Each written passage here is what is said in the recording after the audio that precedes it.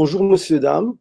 J'ai l'honneur exceptionnel aujourd'hui de parler avec Pierre Briand, professeur émérite du Collège de France, chaire Histoire et civilisation du monde achéménide et de l'Empire d'Alexandre. Et il nous a concédé de lui poser quelques questions sur Xerxès et son image dans les sources perses. Mais permettez-moi, Pierre, de commencer avec une anecdote de ma jeunesse. Quand j'avais 14 ans, j'adorais les romans historiques de Cecil Scott Forester autour des guerres de Napoléon. Et je me souviens d'une phrase qui m'a, à l'époque, beaucoup impressionné, décrivant l'armée de Napoléon en Russie comme l'armée la plus grande depuis Xerxès avait franchi l'Hellespont. Est-ce qu'on peut dire, c'était écrit pour un grand public dans les années 50 du siècle dernier, est-ce qu'on peut dire qu'il y a dans la mémoire collective européenne au moins une reconnaissance du pouvoir de Xerxès ou de sa personne?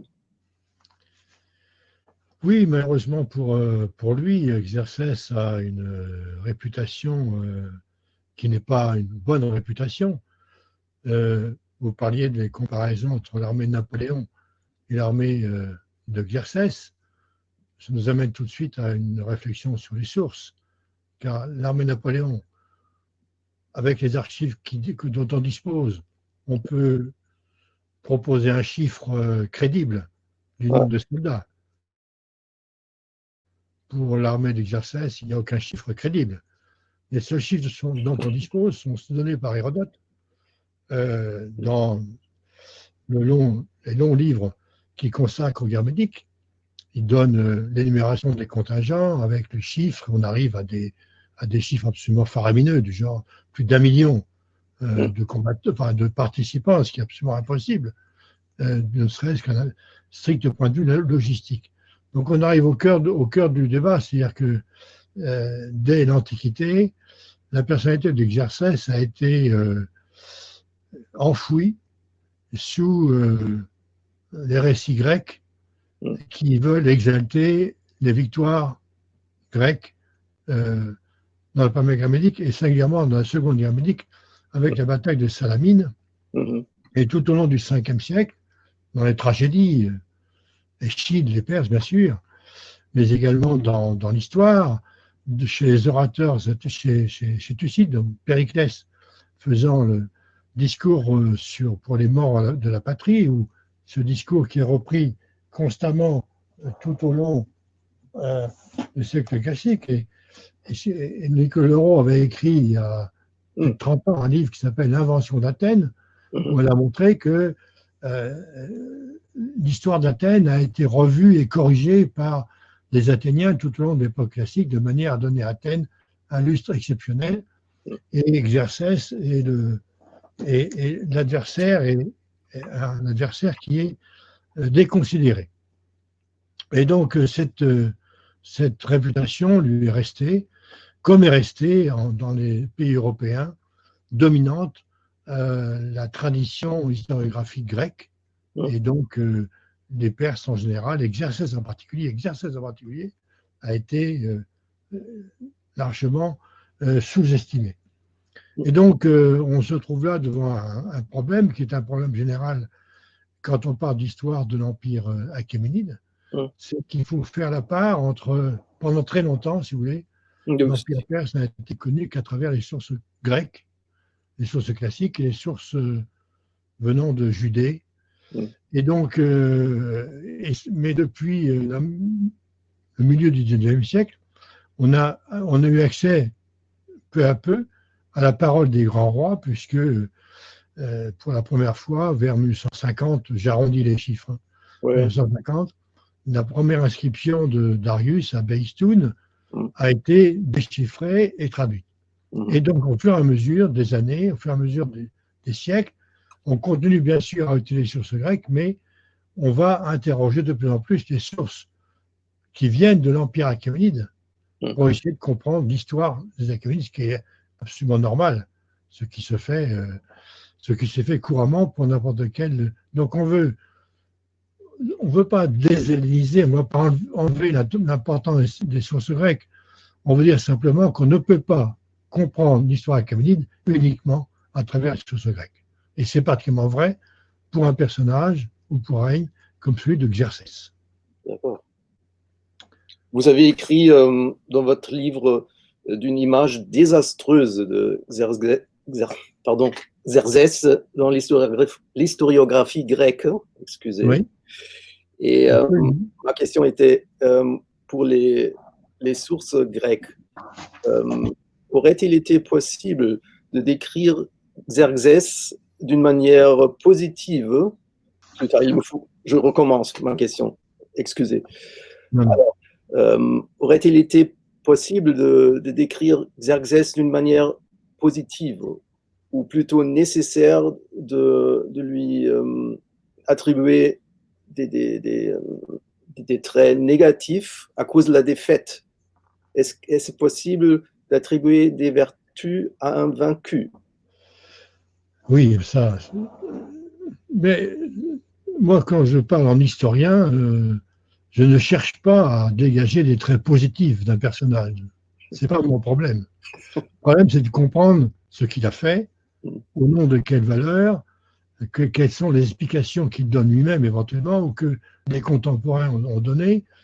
Et il est vrai qu'on n'a pas du côté perse et achéménide des récits, des textes qui nous permettent de reconstituer complètement le règne de Xerxès. Malgré tout, il faut essayer, avec les sources dont on dispose, dont on va parler maintenant, il faut essayer de faire le départ entre la vision grecque qui est dominante dans l'historiographie européenne, dominante, pour des tas de raisons que je pourrais expliquer très longuement, et des sources, il faut revenir aux sources, recentrer le personnage dans le contexte de son œuvre, de son règne.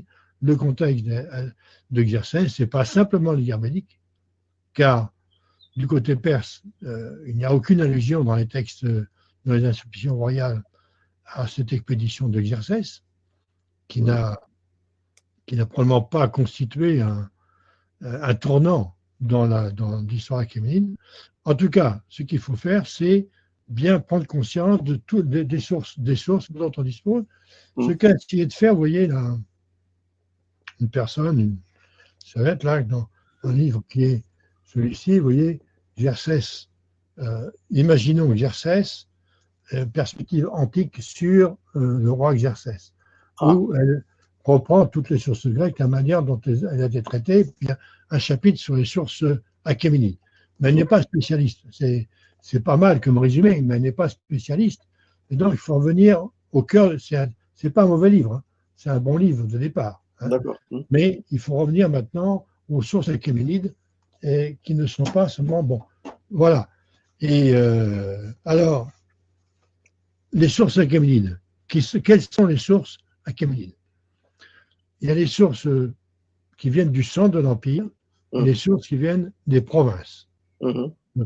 Pour comprendre ce qu'a pu être le règne de Xerxès. Je ne vais pas faire un exposé général. Mais quelles sont les sources qui viennent du centre de l'Empire?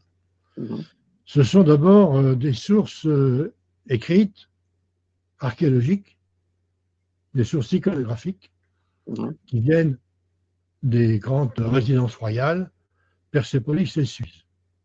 Persépolis et Suse, Persépolis où Xerxès a beaucoup construit, à la suite de son père Xerxès.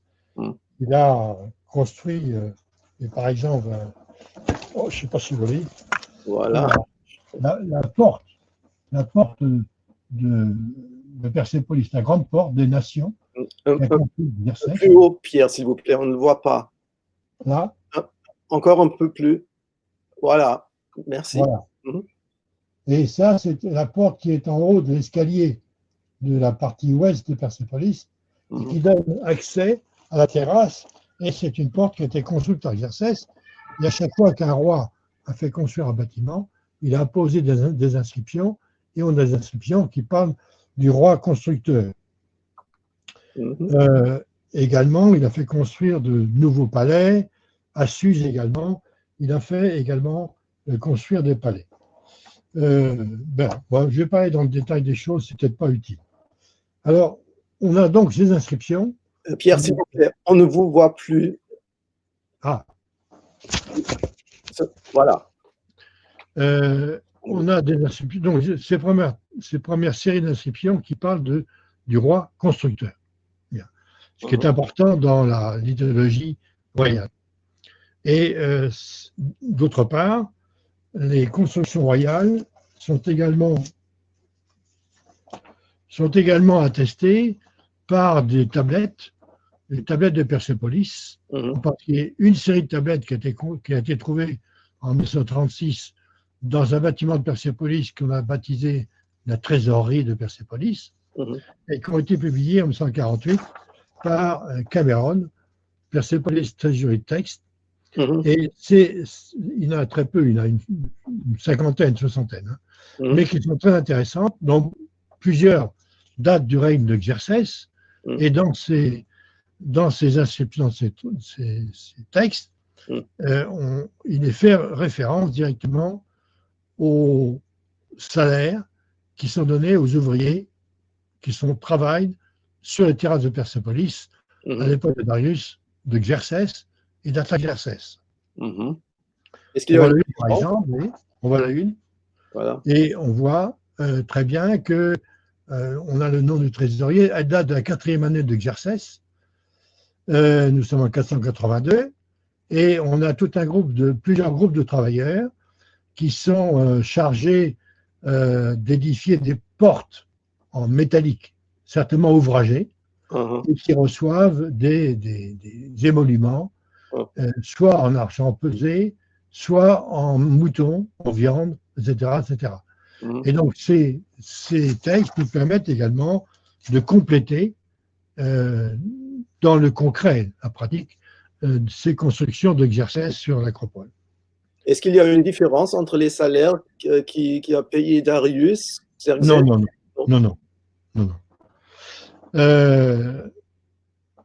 Deuxième type d'inscription, deuxième d'inscription, là où le roi, Darius, Xerxès comme Darius, donne au fond exact les fondements de l'idéologie monarchique. Xerxès, par exemple, dit « Je suis fils de Darius, petit-fils d'un tel », donc première justification de légitimité, c'est la parenté. Deuxième justification, ce sont les vertus qu'il déploie en temps de paix et en temps de guerre. Troisième justification, ce sont ces liens privilégiés avec le grand dieu de la dynastie, le dieu Ahura Mazda. Et puis, vous avez un troisième type d'inscription qui font référence, elles sont rares, à des faits qui ont un sens narratif. En fait, il n'y a qu'une inscription dans tout le lot qui est une vraie narration.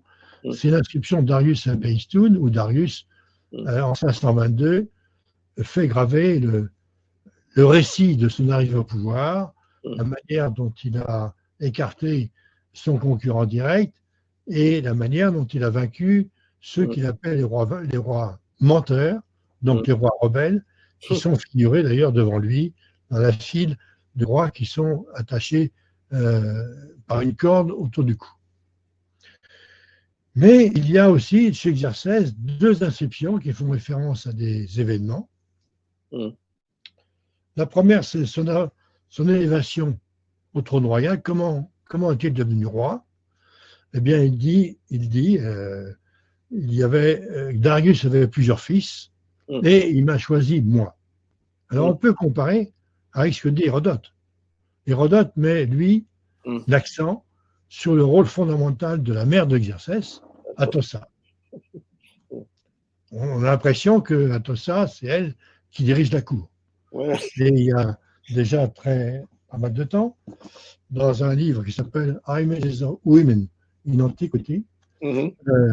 Hélène Chansey-Verdenbourg avait écrit un article qui s'appelle Exit Atossa, où elle montre que, en fait, le texte d'Hérodote doit être compris comme un texte grec, comme un récit inventé par Hérodote, Ah mais ouais. que la seule source à partir de laquelle on peut se fonder, c'est l'inscription de Xerxès lui-même, Mm. et qui fait référence lui aussi, comme Hérodote d'ailleurs, à une compétition entre les frères. Mais dans l'inscription de Xerxès, il n'est pas question d'Atossa, jamais. Donc ça, c'est la première référence narrative. Et la deuxième, alors c'est un texte très célèbre, c'est l'inscription dite des Daivas. Daiva, en vieux perse, c'est les faux dieux, les démons. Mhm. Elle a été trouvée donc par Ernst Herzfeld, qui était le dirigeant des fouilles de Chicago entre 1931 et 1934. Elle a Mhm. été trouvée dans la fortification. Voilà. Ça, c'est pas très lisible. C'est extrait de l'Illustrated London News, où Herzfeld aimait bien faire part de ses découvertes. Et vous voyez ici, la découverte de plusieurs stèles que l'on appelle c'est l'inscription des Daivas, et vous avez ici une traduction en anglais. Mhm. Alors, qu'est-ce qu'elle dit, cette inscription, grosso modo? Xerxès, comme tous ses prédécesseurs, fait le compte de tous les pays qui lui étaient soumis, et il dit, lorsque je suis devenu roi, il y a un de ces pays-là qui est entré en rébellion, qui ne voulait pas m'obéir, et qui adorait des daivas. Et donc, Xerxès explique qu'il a maté la rébellion et il a supprimé le culte des daivas. On s'est beaucoup interrogé sur le sens de cette inscription. Pendant très longtemps, on a considéré que cela montrait, et ça, ça a pesé très lourd sur la réputation d'Exercès. Là, ce ne sont plus les sources grecques, c'est une source perse. Oui. On a conclu, on a imaginé, on a interprété, on a proposé de considérer que Xerxès avait complètement changé la politique de Darius et de Cyrus vis-à-vis des peuples soumis. Cyrus, bien sûr, connu par à la fois le Cylindre de Cyrus et par les textes bibliques comme étant quelqu'un qui reconnaissait entièrement la liberté de culte des peuples soumis. Darius, pareil. Mais Xerxès aurait rompu avec cette politique et aurait imposé partout un culte impérial qui aurait été imposé partout. Et donc, on prenait ce texte comme une narration d'un fait précis. Or, Hélène Chansey-Verdenbourg, dont je parlais tout à l'heure, a fait paraître en 89 un article qui s'appelle Xerxès, Personality of Xerxès, Kings of Kings, où elle a bien montré qu'elle a proposé, et cette interprétation a été largement suivie aujourd'hui, que le texte des Daivas n'est pas un texte narratif, c'est un texte purement idéologique, où seulement Xerxès rappelle quels sont les fondements de son pouvoir, de sa légitimité et les liens privilégiés du roi avec le grand dieu Ahura Mazda. Donc, il n'y a pas là de preuve absolue de l'interprétation traditionnelle qui était fondée également sur Hérodote. Hérodote rappelle explique qu'à un moment donné, il y a eu des révoltes à Babylone. Il y a eu certainement des révoltes à Babylone au début du règne. Et on peut trouver d'ailleurs, dans un livre récent, qui a été publié par Caroline Verseguer, on peut trouver toute la mise au point sur ces révoltes. Mais Hérodote raconte que après la reprise de Babylone par Xerxès, il aurait détruit une statue de Bel-Marduk, le grand dieu de Babylone. En réalité, lorsqu'on lit le texte grec, et Amélie Courte et Suzanne Charinois l'ont bien montré dans un article déjà ancien, le texte ne dit pas ça, et que donc l'idée même que Xerxès ait pu détruire une statue de Ben-Marduk est complètement, maintenant, passée sous silence et est erronée. Donc, tout ce qui faisait, si vous voulez, la mauvaise réputation d'Exercès, c'était quoi? Un, sa défaite des guerres médiques. Voilà. Il a été battu. Les armées ont été vaincues. Ça ne fait aucun doute. Bon, est-ce que cette défaite engage l'ensemble de l'histoire perse? Non. C'est un événement périphérique dans l'histoire achéménide qui ne prend une telle résonance que si on suit de très près, de manière slavique, comme on dit en anglais, de manière pas à pas, mot pour mot, si on reprend mot pour mot les textes grecs depuis Hérodote, Échille et puis tous ceux qui ont suivi, qui donnent pour Athènes, ça a été un événement qui a été fondateur, qui a été repris par toute la littérature athénienne pour montrer à quel point Athènes a fondé sa réputation sur une victoire aux guerres médiques.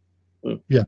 Pour l'Empire perse, qui va, nous l'oublions pas, qui va de Sardes jusqu'à l'Indus, qui va du Sire d'Ariane et centrale jusqu'à la première cataracte du Nil, cette défaite n'a pas signifié la fin de l'Empire achéménide. Xerxès a continué à régner dans l'Empire achéménide. Il a continué à construire des bâtiments à Persépolis, à Suse, ailleurs, et les provinces ont continué. Donc, la première fondement de cette mauvaise réputation ne suffit pas. Deuxième raison, c'est donc l'inscription des Daïva, qui montrerait que Xerxès est devenu un roi intolérant, qui aurait complètement changé, et donc la lecture de ce texte et de son contexte ne permet pas une telle conclusion. Et troisième raison, c'est Hérodote et Babylone. Et là encore, ce texte-là doit être pris à précaution. Donc, en réalité, lorsque on considère dans les faits ce qu'est l'Empire perse, ce qu'a été le règne de Xerxès, on ne connaît pas bien le règne de Xerxès, mais bon, il est arrivé au pouvoir sans encombre, il n'y a pas eu de lutte dynastique, il n'y a pas eu de meurtre, il n'y a pas eu de clash dynastique. Il est arrivé au pouvoir, il a régné pendant une vingtaine d'années, il a poursuivi l'aménagement de Persépolis, il a poursuivi l'aménagement de Suse, il a maintenu l'ordre dans l'Empire. Bien. Donc, il n'y a pas eu de transformation brutale autant qu'on puisse le voir par rapport à Darius. Voilà ce qu'on peut dire sur cette réputation. Et donc, c'est un aspect de la question. Donc, nous sommes dans une situation typique où l'historien de l'Empire achéménide se doit de prendre en compte l'ensemble des informations, l'ensemble des sources, et de ne pas, comment dirais-je, interpréter des sources perses à la lumière des sources grecques. Voilà. Il y a deux images différentes, mais il n'y a pas à mêler les deux pour tenter de trouver un compromis. Il y a deux images différentes, et voilà ce qu'on peut en dire, en tout cas à partir des rapports de l'historien avec ses sources. Permettez-moi de rentrer encore une fois Oui. À cette inscription qui décrit la prise de pouvoir de Xerxès. Ce qui m'intéresse, c'est cette justification que lui n'est pas un de ses 6 frères, il a eu 6 frères, a pris le pouvoir. Et ce stéréotype parce que je me souviens, Comment est-ce que... par exemple, Darius, il a aussi justifié sa prise de pouvoir en se comparant avec les rois menteurs. Oui, Est-ce que c'est nécessaire dans ces inscriptions de raconter la question pourquoi moi? oui, oui, très juste, c'est une très bonne question. Alors, nous ne sommes pas dans une monarchie constitutionnelle qui serait régie par une constitution ou par une constitution orale ou par les traditions comme en Angleterre. Nous sommes dans une monarchie, une dynastie. Le principe, c'est qu'à partir de Darius en tout cas, parce que Darius, lui, s'est emparé du pouvoir de manière probablement illégitime. Mm. Il n'était pas le descendant Ouais. des rois précédents. Mm. Donc, il a dû, évidemment, justifier en disant que le roi qui avait pris le pouvoir était un roi illégitime et donc que lui était légitime. Mais c'était une... Bon. Donc, nous ne sommes pas dans une monarchie. Donc, il y a eu de très nombreux cas où les rois se sont imposés par la force, en combattant des frères ou je ne sais pas quoi. C'est arrivé très, très, très fréquemment. Je crains même que ce soit le cas le plus fréquent parce que, bon, je n'ai pas les chiffres en tête, je n'ai pas révisé, mais je pense que grande majorité des rois ne sont pas morts à la guerre, ils sont morts assassinés. Ah, voilà. Donc, nous sommes dans une... Alors, mais le principe, néanmoins, le principe, ou la pratique plutôt, la pratique, c'est que le roi, de son vivant, va nommer son successeur. Voilà. Par exemple, il est très clair que Cyrus, de son vivant, a accordé à son fils Cambyse une place privilégiée puisqu'il a pris le titre, Cambyse a pris le titre de roi de Babylone. Donc, ce n'est pas vraiment une régence, mais disons qu'il était préparé et la succession, autant qu'on peut savoir, la succession entre Cyrus et Cambyse n'a posé aucun problème. Aucun problème. Alors, de Cambyse, lui, est mort de mort naturelle en revenant d'Égypte. Donc, il est mort. Il avait un frère qui s'appelait Bardia, qui lui a succédé. Et c'est à ce moment-là que Darius, qui est un outsider, un type très important à la cour, mais qui n'est pas du clan royal, a mené cette révolte et a tué Bardia, qu'il a dénommé Gomata et qu'il a désigné comme un usurpateur. Donc, Darius prend le pouvoir par la force. Mais Darius, lui, comme Cyrus avait fait, va désigner son successeur de son vivant, et Xerxès, dans cette inscription, précise la date, puisqu'il dit que, enfin, il ne précise pas la date, il dit que lorsque Darius a choisi, par préférence à ses frères, le père de Darius était encore vivant, etc., etc. Donc, il est probable que Darius l'avait déjà désigné de son vivant. Et donc, il ne semble pas qu'il y ait eu de problème majeur dans la succession de Darius à Xerxès. Bon. En revanche, Xerxès, lui, a été assassiné. Et là, vous avez eu des combats entre plusieurs frères. Et c'est finalement donc Artaïsès Ier qui a gagné. À la mort d'Artaïsès Ier, là encore, de très, très nombreux problèmes se sont créés, puisque là, il y a eu une année où il y a eu 3 rois. 3. Après les sources grecques. Tout le monde, et c'est Darius II qui est arrivé au pouvoir. À la mort de Darius II, là encore, Darius avait, semble-t-il, choisi un de ses fils, Artaxerxès, pour être roi, mais il avait un autre fils qui, lui, s'appelait Cyrus le Jeune, qui avait de hautes ambitions. Et comme vous savez, Cyrus a levé une armée en Asie mineure, est venu combattre son frère, a été battu et tué à la bataille de Cunaxa. Et ensuite, si vous suivez, à la mort d'Artaxerxès II, c'est pareil. Il y a eu de très nombreux meurtres. Artaxerxès III a été lui aussi assassiné. Son successeur, Arcès, Artaxerxès IV, a été assassiné. Darius III vient au pouvoir, Darius III est assassiné. Et c'est Bessos, Artaxerxès V, et qui lui va être tué par Alexandre. Donc, il n'y a pas de règle, il y a une pratique qui veut que, comme dans toute dynastie, c'est une affaire familiale, une affaire de famille. Tout naturellement, le roi choisit son successeur. Ouais. Mais après, lorsqu'il meurt, il peut se passer tout ce que vous pouvez imaginer. D'accord. Est-ce que toutes ces inscriptions sont contemporaines?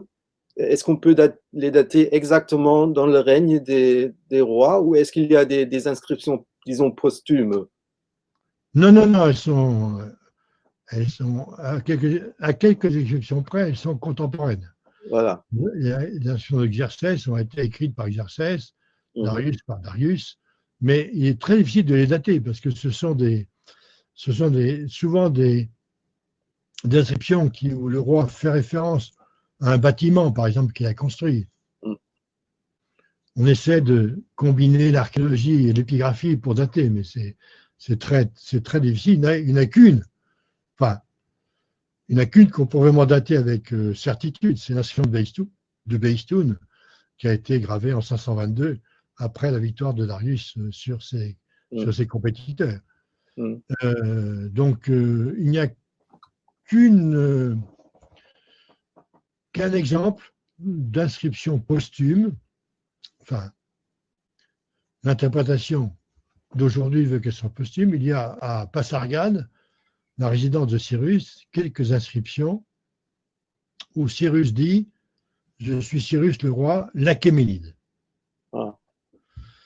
Et en réalité, on s'aperçoit aujourd'hui on s'est aperçu depuis quelque temps, que le terme Achéménide a été créé par Darius. Pardon. Excusez-moi, ça marche là? Ça marche, très bien.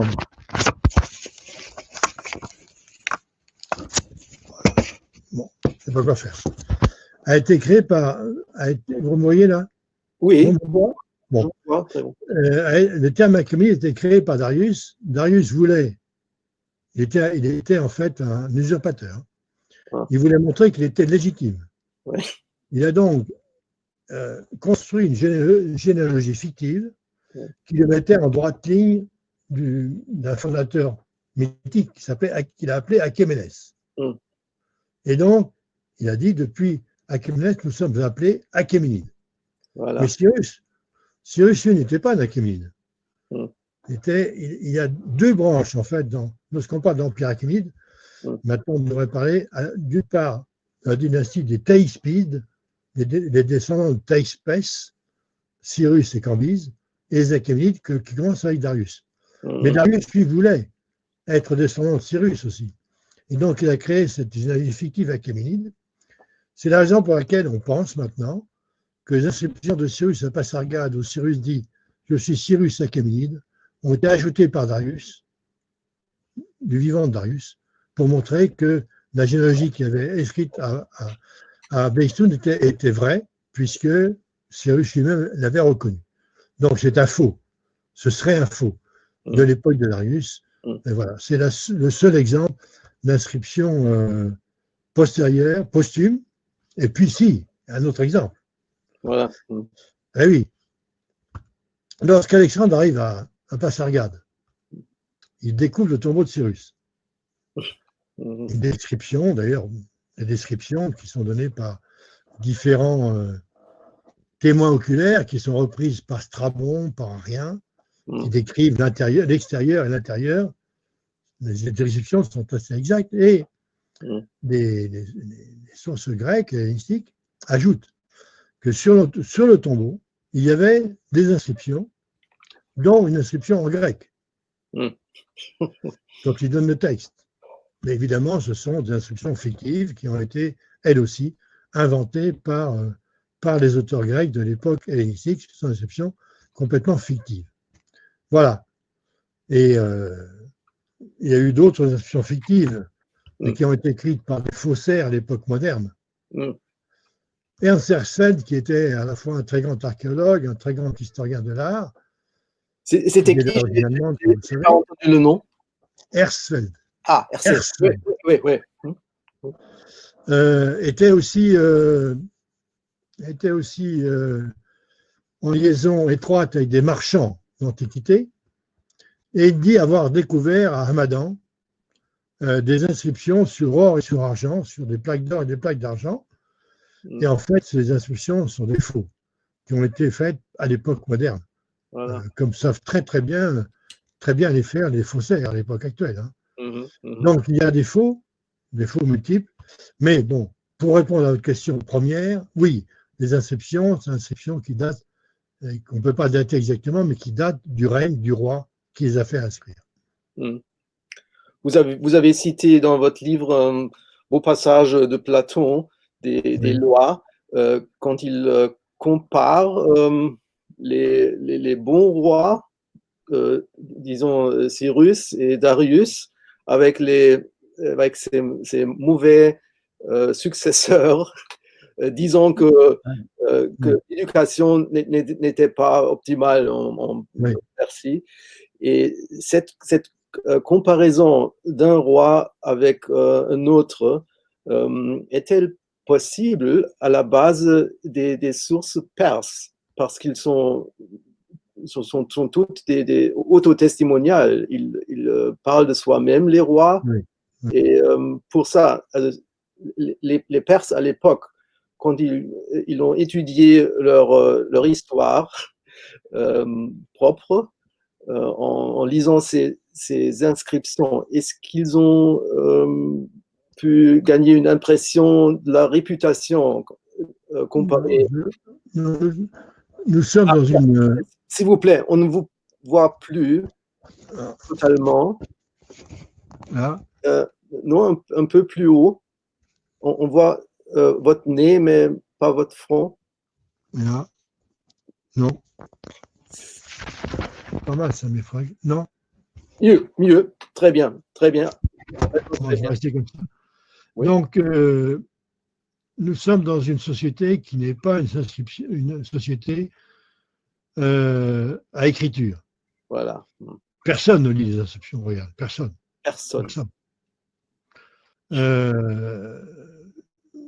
Pour écrire le perse, qui est une langue indo-européenne, non pas une langue sémitique, on a dû inventer un cuneiforme spécial. Et donc, c'est à l'époque de Darius qu'a été inventé le cuneiforme vieux perse. Mais très peu de gens ne savent écrire et personne ne le lit, ou très peu de monde le lit. Au moins les érudits? Non.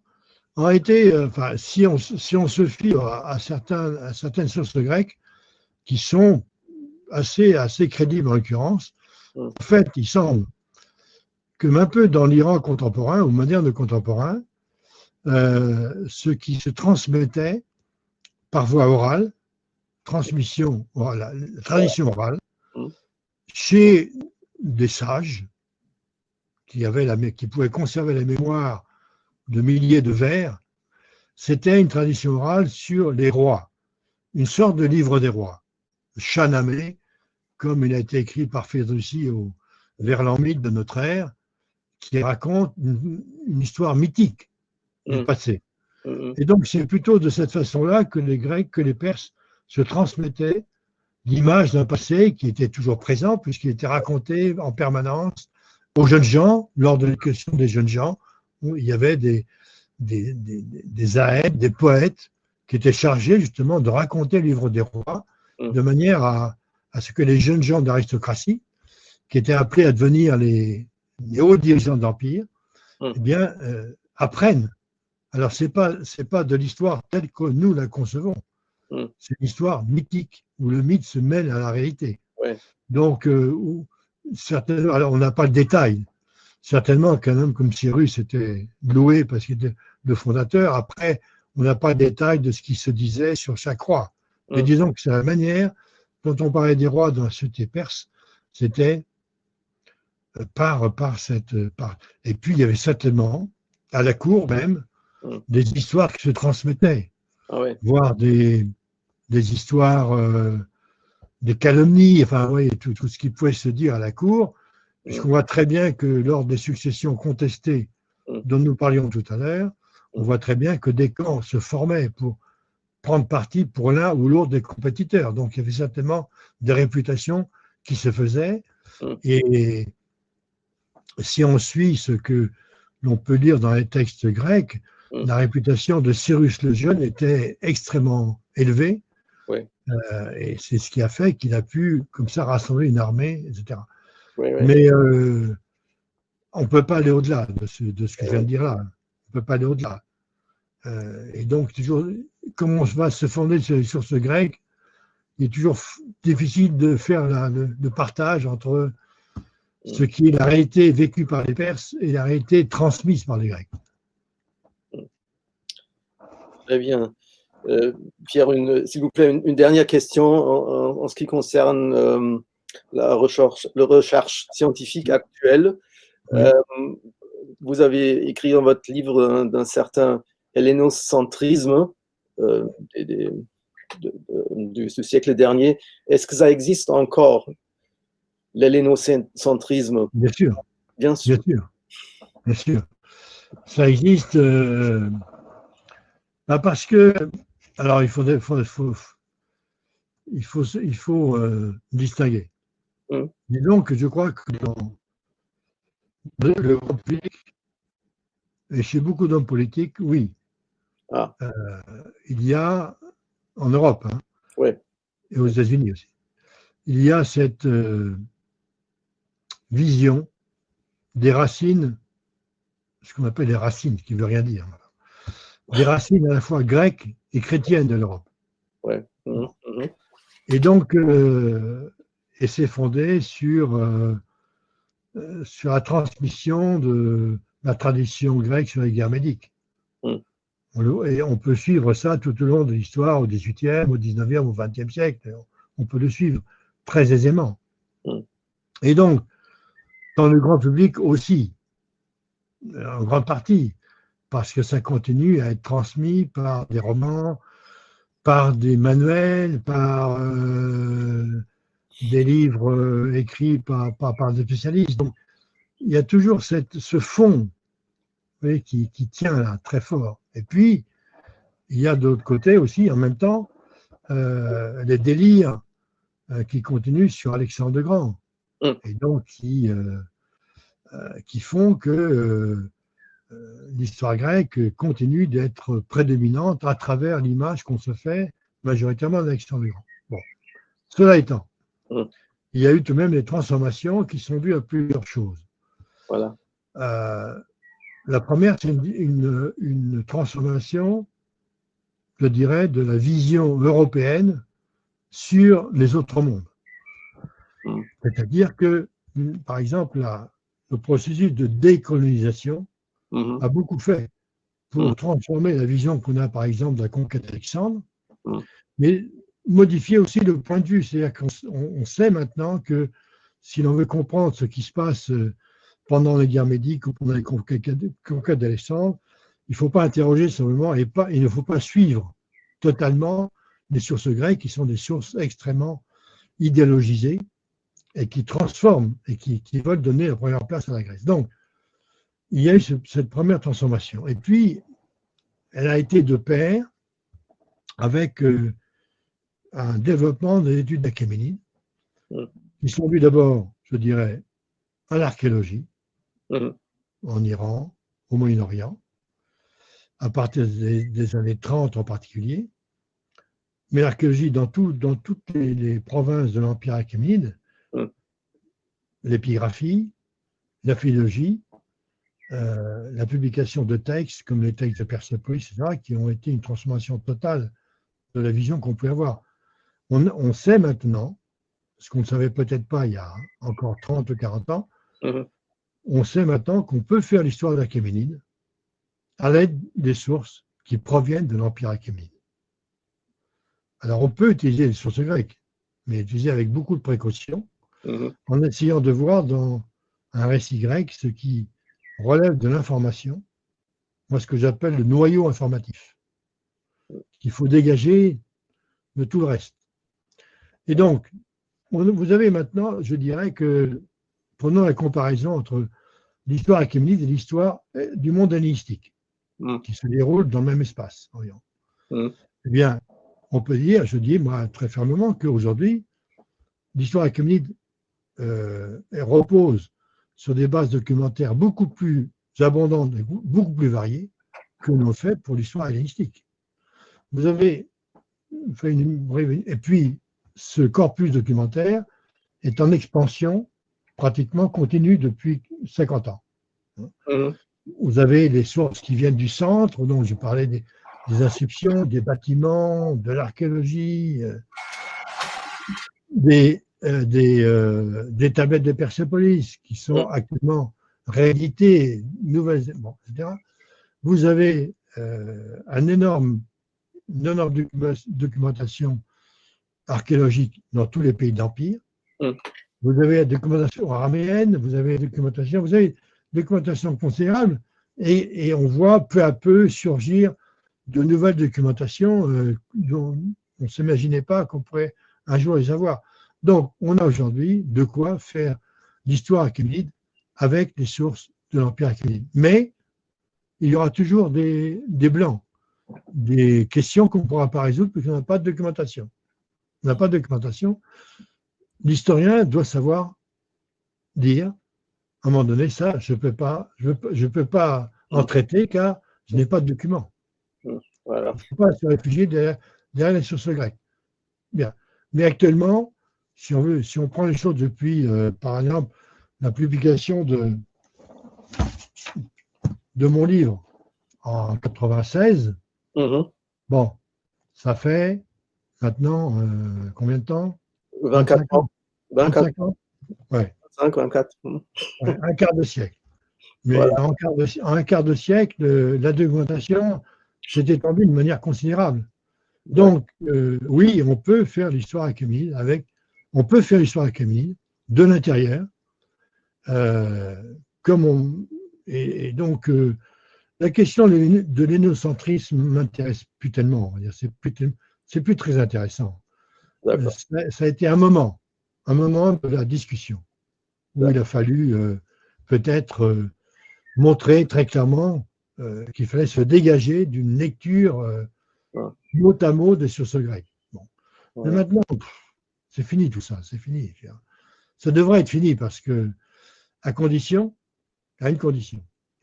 qu'il faut accepter de passer du temps, d'investir du temps pour connaître les sources achéménides. Et oui, dans leur diversité linguistique et typologique. Voilà, donc, mais on peut faire l'histoire d'Achéménide avec les sources achéménides, oui. C'est un très, très bon mot terminal. Voilà.